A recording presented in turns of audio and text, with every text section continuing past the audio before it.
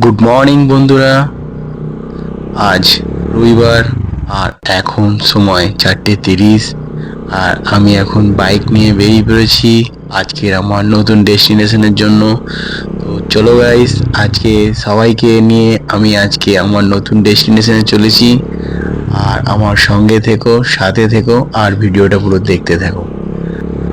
ভিডিওর ব্যানার দেখে তোমরা বুঝতেই পেরেছো আজকে আমরা কোথায় চলেছি।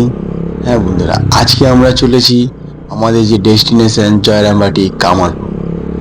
তো আজকে আমরা সারাদিন প্রথমে কামারপুকুর, তারপরে জয়রামবাটি, সেখানে ভোগ খাওয়া, সেখানকার সমস্ত কিছু তোমাদের সঙ্গে ঘুরে দেখাবো।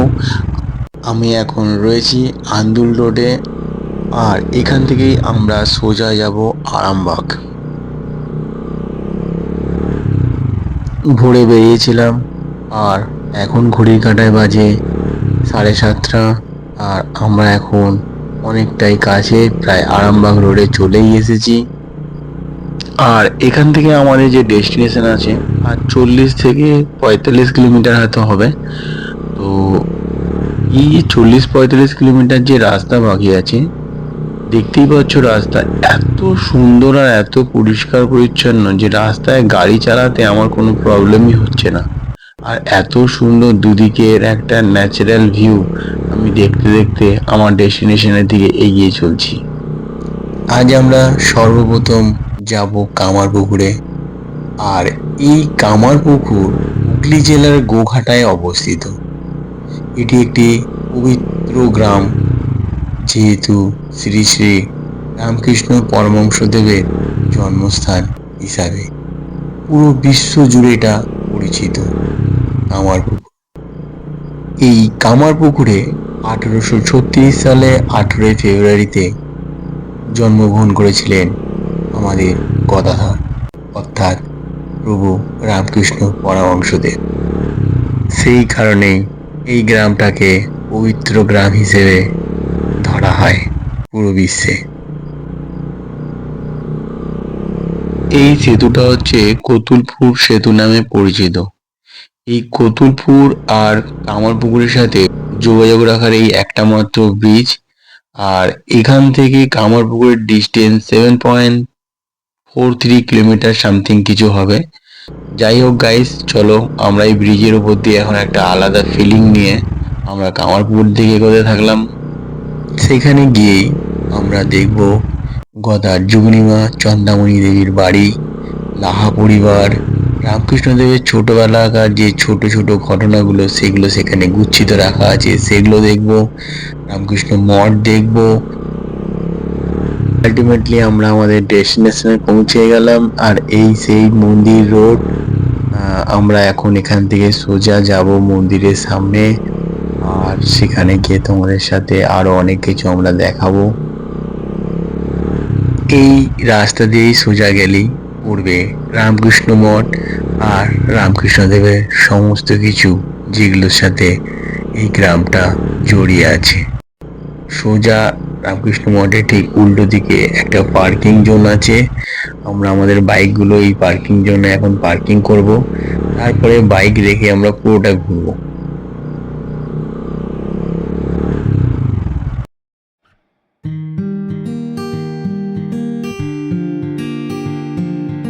সামনে যে পুকুরটা দেখা যাচ্ছে এটাই সেই দুধ পুকুর, যার উল্লেখ সারা বিশ্বব্যাপী রয়েছে। আর এই দুধ পুকুর খুবই বিখ্যাত, কারণ হচ্ছে একটাই, যে আমাদের গদাধর তার বাল্যকালে সমস্ত বন্ধু বান্ধবদেরকে নিয়ে এই পুকুরেই চান করতেন। এই পবিত্র স্থানে যারাই আসে তারাই এই দুধ পুকুরের জল মাথায় নেয়।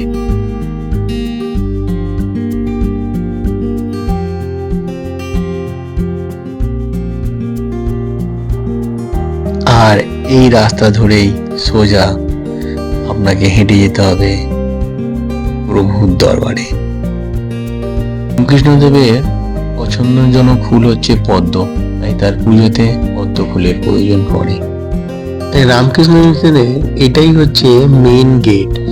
আর যত ভক্তরা এই গেট থেকেই মন্দিরে প্রবেশ করতে হয়। এটা হচ্ছে মন্দিরের মেন প্রবেশদ্বার যেটাকে বলা যায়। আর সাইট সিন করার জন্য এখান থেকে আপনি পেয়ে যাবেন টোটো। আর তোমরা যদি 4 চাকা নিয়ে আসো তবে এইখানে তোমাদের 4 চাকা পার্কিং করতে হবে কামারপুকুরে আসলে। কামারপুকুর ঢোকার ঠিক মুখেই এরকম দুখানা পরপর মিষ্টির দোকান পেয়ে যাবেন। আর এখানে সব থেকে ফেমাস যে জিনিসটা সেটা হচ্ছে সাদা বোঁদে। আর আমরা সেই সাদা বোঁদের খোঁজেই এইখানে এসেছিলাম এই মিষ্টির দোকানগুলোতে খোঁজ করতে। তো আমার বন্ধু এখন সাদা বোঁদে নিয়ে হাজির, আমাকে স্যাম্পেল দেখাচ্ছে। তো আমরা এখান থেকে 1 কেজি করে কিনে টেস্ট করব যে কেমন এগুলো। প্রথমে আমরা স্যাম্পেল খেয়ে নিলাম, খেয়ে দেখলাম। আর এখানে নানান ভ্যারাইটিস মিষ্টি সাজানো আছে, তোমাদের যেটা মনে লাগবে সেটা খেয়ে টেস্ট করে দেখতে পারো। কামারপুকুরের ফেমাস জিনিস হচ্ছে এই সাদা বোঁদে। আর এই সাদা বোঁদেরই খোঁজে আমরা এসেছিলাম। তো সত্যি এখানে এই সাদা বোঁদে এতটাই বিক্রি যে এনাদেরকে প্রচুর পরিমাণে বানাতে হয়। যে সকল ভক্তরা কামারপুকুরে আসে সবাই কিছু কম করে হলেও এখান থেকে সাদা বোঁদে কিনে নিয়ে যায় ঘরের জন্য। আর সেই সাদা বোঁদেই এখানে এরা বানায়, এরকম ঝুড়ি ঝুড়ি করে বানাচ্ছে। আর আমরা আজকে এই দোকানেই কচুরি খাবো। তো আমার ফ্রেন্ড এখানে এখন বসে পড়েছে কচুরি নিয়ে আর আমার থালার সামনে। চলো কচুরিটা খেয়ে দিয়ে তারপরে তোমাদের সাথে আবারও কথা হচ্ছে। কামারপুকুরে যে মন্দির রোড আছে সেই রোডে যে সকল ভক্তরা আসে তাদের জন্য এরকম নানান ঘর সাজানোর নিত্য প্রয়োজনীয় জিনিস, ব্যাগ, নানান ধরনের জিনিস পেয়ে যাবেন। আর আমাদের আজকে আমরা অনেক সময় ইউটিউবে শুনেছি এখানে ফেমাস যে চপের দোকান আছে সেটা হচ্ছে ভোলানাথদার চপের দোকান। তো যারা এখানে এসেছো তারা ভোলানাথদার চপের দোকানের সম্বন্ধে জানো। তো চলো গাইস, আজকে তোমাদেরকে আমরা ভোলানাথদার চপের দোকানে নিয়ে যাই আর ভোলানাথদার সাথে কথা বলে দেখি।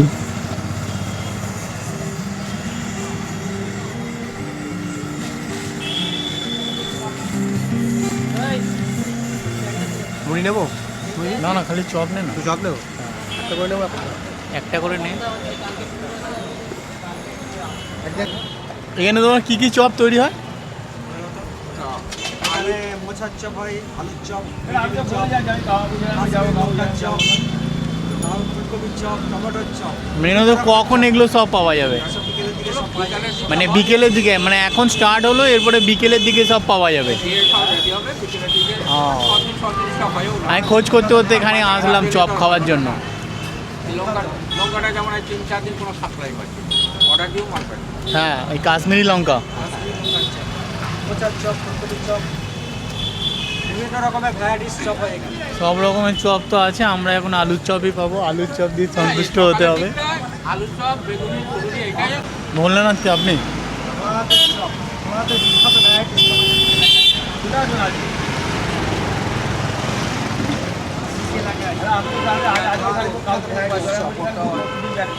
মাসি কি নেবে? ঝাল বড়া। এইটি কি দাদা তোমার? এটা ক্যামেরা। তোমার কি ফটো তুলছো? কার? হ্যাঁ, তোমার ফটো উঠছে। কি করছো? ফটো ওঠাচ্ছি।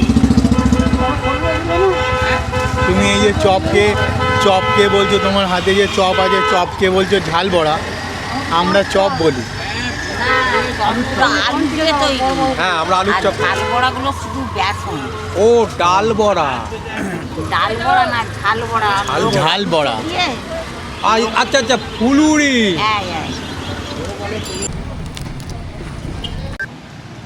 এই চপ আমাদের হাতে এসে গেছে এখন, একদম গরম গরম চপ।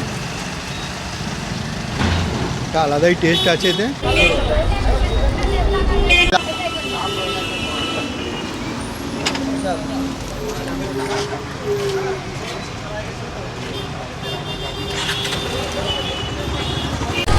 আমরা মন্দিরের ভেতরে ঢুকেছিলাম, যেহেতু সেখানে ক্যামেরার অ্যালাউ নেই তো ভদ্র সহকারে আমরা ওখানকার কোনো ভিডিও কিংবা ফটো আমরা তুলিনি, যার কারণে তোমাদেরকে আমরা দেখাতে পারলাম না। তো গাইস, আজকে আমাদের কামারপুকুরের ডেস্টিনেশন এখান অব্দি ছিল। তো আমরা এখন কামারপুকুর ছেড়ে এই সমস্ত কিছু আমরা ছেড়ে এখন আমরা চলেছি জয়রামবাটির উদ্দেশ্যে। চলো, রাস্তায় যেতে যেতে আরো অনেক কথা হবে। কামারপুকুরে যারা টুরিস্ট বাস নিয়ে আসে তাদেরকে দেখাই, তাদের বাসটা রাখতে হয় এই আমার ডান দিকে যে মাঠটা দেখতে পাচ্ছেন, এই মাঠে বাস রাখতে হয়। এখানকার রাস্তা, এখানকার পরিবেশ এতই সুন্দর, মানে অতুলনীয় যেটাকে বলা যেতে পারে। এই রাস্তা ধরে 5 থেকে প্রায় 6 কিলোমিটার ডিস্টেন্স আছে আমাদের মায়ের মন্দিরে যাওয়ার, অর্থাৎ জয়রামবাটি। তো আমরা আজকে এখন সেই দিকেই যাচ্ছি, জয়রামবাটির দিকে। আর বন্ধুরা চলো আমরা জয়রামবাটি গিয়ে সেখানে তোমাদেরকে আরো অনেক কিছু দেখাবো। আর আরো অনেক কিছু আমার ক্যামেরার মধ্যে আমি বন্দি করেছি। আর এই জয়রামবাটির হোর্ডিং এটাই। আর এখান থেকে বাঁ দিকে ঢুকে গেলেই জয়রামবাটির মন্দির যে আছে সেখানে আমরা পৌঁছাবো। চলো গাইস, মন্দিরে গিয়ে কথা হবে আবার, ওখানে গিয়েই দেখা হচ্ছে।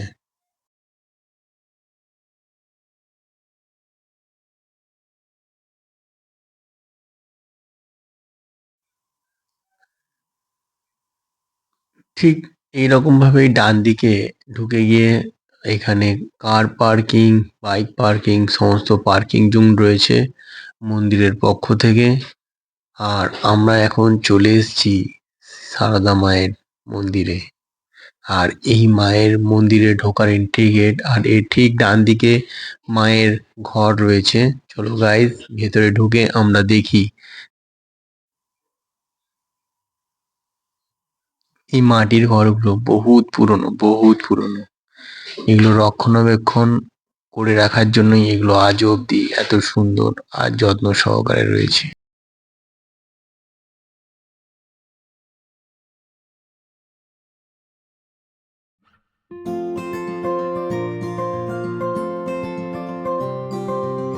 এটাই হচ্ছে মন্দিরের মেন প্রবেশদ্বার।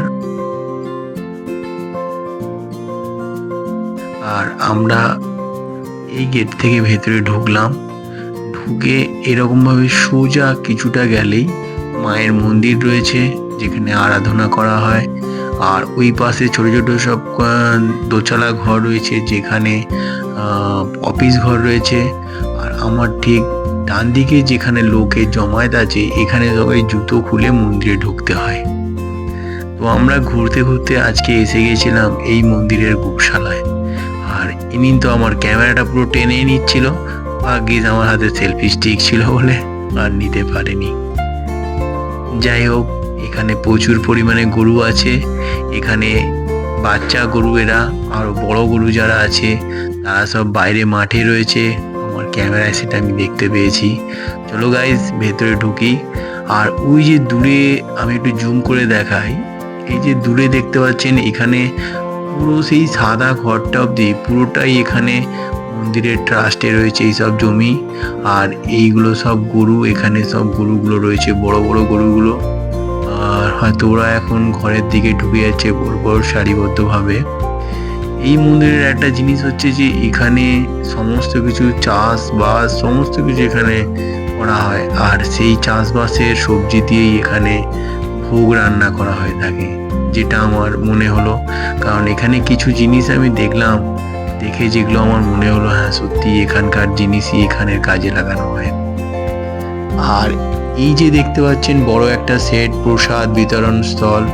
হ্যাঁ, প্রবেশ নিষেধ, কিন্তু আমি তার সত্ত্বেও ভেতরে ঢুকেছিলাম অবাধ্যের মতন।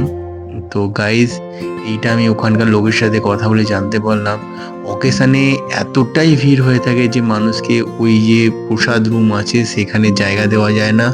তার জন্য এইখানে মন্দিরের ট্রাস্টে এই একখানা বড় বিশাল একখানা ঘর বানানো হচ্ছে, যেখান থেকে এককালীন 2000 লোককে একসাথে বসিয়ে প্রসাদ বিতরণ করতে পারবে। আর গাইস দেখতে পাচ্ছ এখানে এগুলো হচ্ছে আলু। মনে হচ্ছে এই আলুগুলো এই মাঠেতেই চাষ হয়েছে। আর এই সকল আলু ভক্তদেরকে খাওয়ানোর জন্যই এখানে রাখা আছে। এখান থেকেই নিয়ে নিয়ে লোককে খাওয়ানো হয়ে থাকে, এটা আমার মনে হলো। আজকে আমাদের মেনত প্রসাদ খাওয়ার উদ্দেশ্য ছিল যে আমরা আজকে ভোগ খাবো কামারপুকুরে। সেখান থেকে জানতে পারলাম যে ভোগ কামারপুকুরের থেকেও ভালো ভোগ এই জয়রামবাটিতে পাওয়া যায়। তাই জন্য আমরা আজকে জয়রামবাটিতেই ভোগটা খাবো। আর সেখানেও আমরা কুপন কেটেছিলাম, বাট এখানেও কুপন কেটেছি, তো এখানের ভোগটাও টেস্ট করে দেখবো। ভেতরে দেখতে পাচ্ছ গাইস কত বড় বড় করা সমস্ত কিছু রেডি করা হচ্ছে এখানকার প্রোগ্রামের জন্য।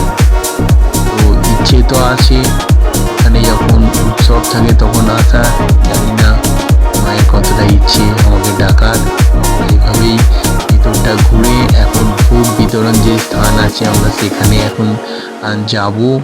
আমরা ভোগ বিতরণ কেন্দ্রে যাব, আর সেখানে আজকে যে আমাদের কুপন কাটা আছে আমরা ভোগ গ্রহণ করব। গ্রহণ করার পরে আমরা আমাদের নেক্সট ডেস্টিনেশনের জন্য বেরিয়ে পড়ব। আর গাইস এখান থেকে এখন এই সব দল এক লাইন দিয়ে বেরোচ্ছে, ওর জন্য আমাদের একটু ওয়েট করতে হচ্ছে। চলো গাইস আমরা এখন ভোগ মন্দিরে যাব, আর ভোগ মন্দিরের সামনে গিয়ে আমরা ভোগ যে কেন্দ্রস্থল আছে সেখানে লাইন দেব, আর লাইন দিয়ে ভোগ গ্রহণ করব। আর তার আগে আমি একটা জিনিস তোমাদেরকে দেখাবো যে এই ভোগ মন্দিরের ভেতরে খালি অবস্থায় কিরকম দেখতে লাগে।